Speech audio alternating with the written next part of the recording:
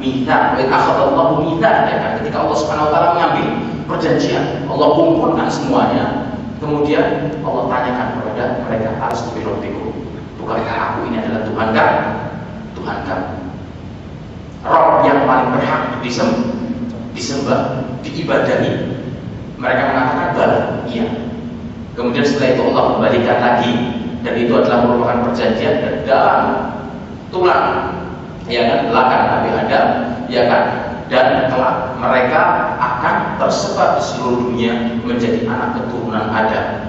Ini adalah merupakan perjanjian utama dari Allah Subhanahu wa taala atas setiap roh yang diutus ke dunia ini. Tidak ada sebuah roh yang Allah utus ke dunia ini kecuali mereka mengetahui bahwasanya tidak ada sesembahan yang hak untuk disembah kecuali Allah Subhanahu wa taala.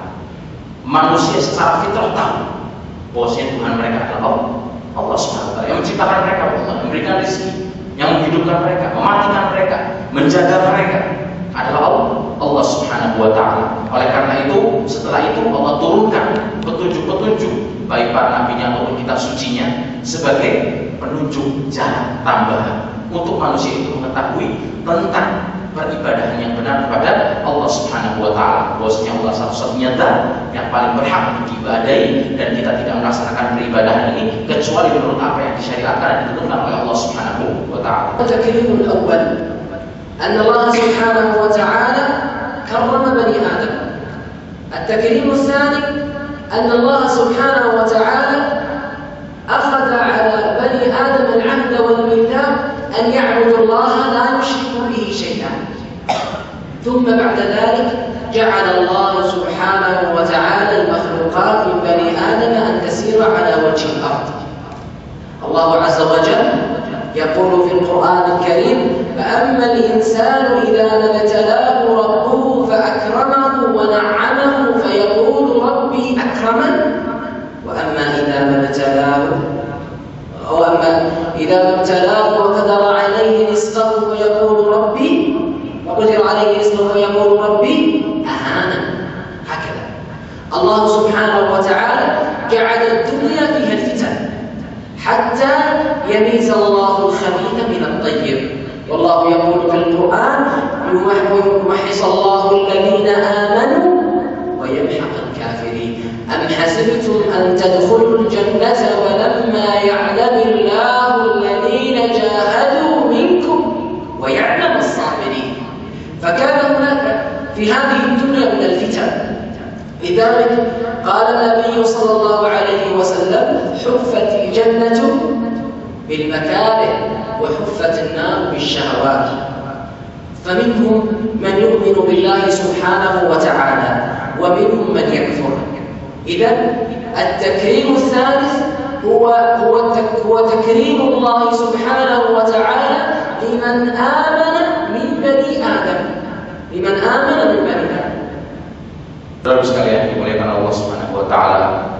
Setelah Allah Subhanahu wa taala memuliakan, ya kan, anak keturunan Adam dengan nenek moyangnya Adam alaihissalam, kemudian kemuliaan yang kedua yang diberikan oleh Allah Subhanahu wa taala untuk manusia itu bahwasanya manusia itu tidak diperintahkan untuk beribadah kecuali hanya kepada Allah Subhanahu wa taala. Tidak menyembah kecuali hanya kepada Allah Subhanahu wa taala. Karena perlu kita ketahui bahwasanya kita ini adalah milik Allah Subhanahu wa taala. Kita yang menciptakan Allah dan yang memberikan rezeki, yang menghidupkan, mematikan. Bagaimana kita ini milik Allah akan tapi kita menyembah kepada selain Allah Subhanahu wa taala? Karena sifat manusia seperti itu, ya kan? Selalu condong kepada perbuatan jelek. Oleh karena itu Allah berikan tuntunan wahyu supaya manusia itu tetap pada jalur yang benar, tetap pada jalur ketaatan kepada Allah Subhanahu wa taala, di mana mereka tidak beribadah dan melaksanakan ketaatan dan mempersembahkan seluruh ketaatannya hanya kepada Allah Subhanahu wa taala. Dan perlu diingat bahwasanya Allah Subhanahu wa taala tidaklah menciptakan kita sia-sia tanpa ada manfaat. Allah Subhanahu wa taala ciptakan kita adalah untuk beribadah kepada Allah Subhanahu wa taala.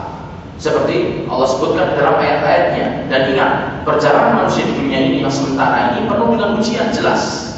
Karena ini adalah bukan merupakan tempat kehidupan abadi bagi kita.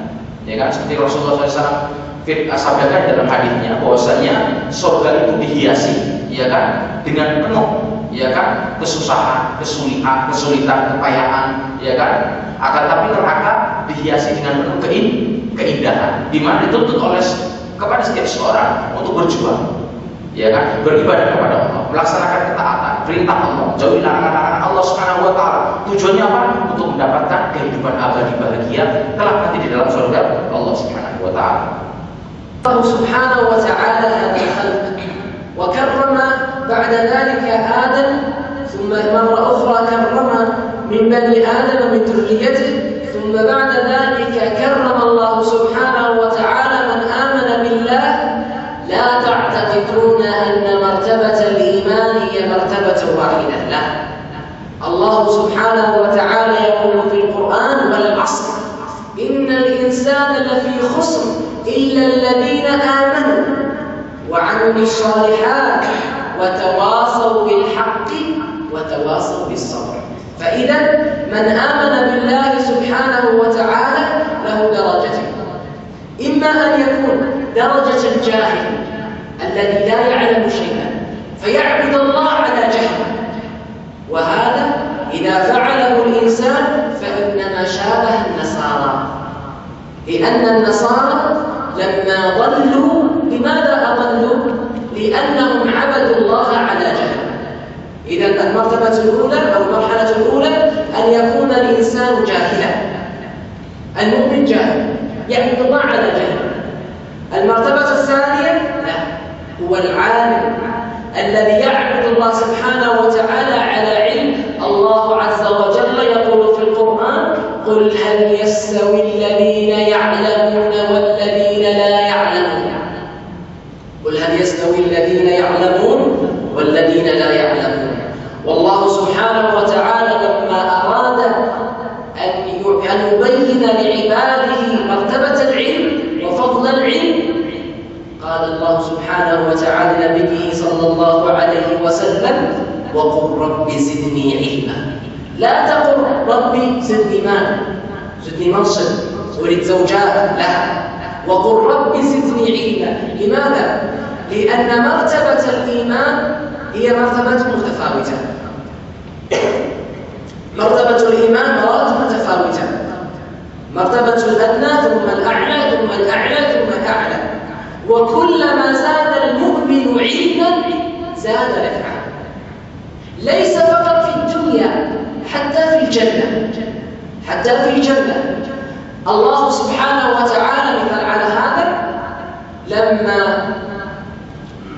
ينادي الله سبحانه وتعالى أهل الجنة أن يجتمعوا يوم الجمعة، هذا يوم مبارك في الجنة، أن يجتمعوا في هذا اليوم، يقول الله سبحانه وتعالى: ماذا تتمنون؟ ما الذي تتمنون؟ ماذا تريدون أن أعطيكم؟ فيقولون: يا ربي ألم تغفر لنا؟ ألم ترحمنا وأدخلتنا الجنة؟ فلا نريد شيئا غيره. فيقول: بلى، ما تريدون؟ فيذهبون إلى العلماء الذين كانوا علماء في الدنيا، أيضا تكون لهم درجات العلا في الجنة، فيأتون إلى العلماء فيقولون: ماذا نقول لربنا؟ فيقولون: قولوا أن ننظر إلى وجهك. ثم يكشف الله سبحانه وتعالى عنه الغطاء، عنه الحجاب، فيرى أهل الإيمان ربهم تبارك وتعالى، لأن الله يقول في القرآن: وجوه